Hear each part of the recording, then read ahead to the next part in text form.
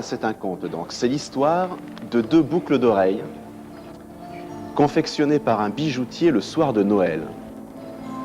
La première était faite d'un métal précieux qui offrait à la ronde du plaisir aux yeux. La seconde, par un manque de matière, était faite d'un matériau austère appelé étain, mais qui, en cas de coup dur, réparait les dégâts par de belles soudures. Et en verre. Et en verre.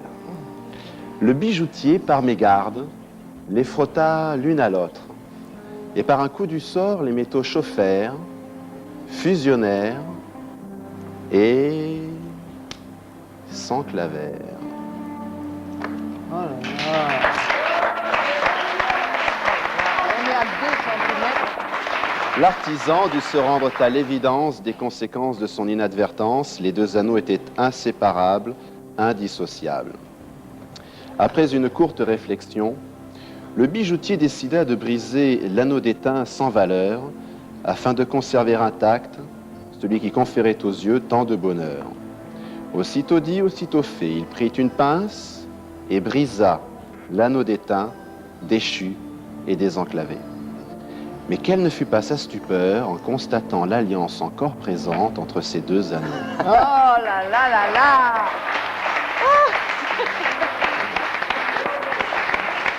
Passé ce moment de surprise et décidé de les libérer de l'impossible emprise, il reprit sa pince et brisa l'anneau précieux, pensant pouvoir le réparer plus tard sous de meilleurs cieux.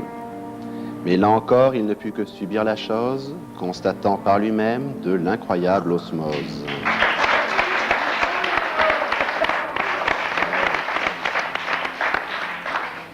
Alors, quelque peu agacé, il prit carrément son marteau et brisa avec dédain l'anneau d'étain.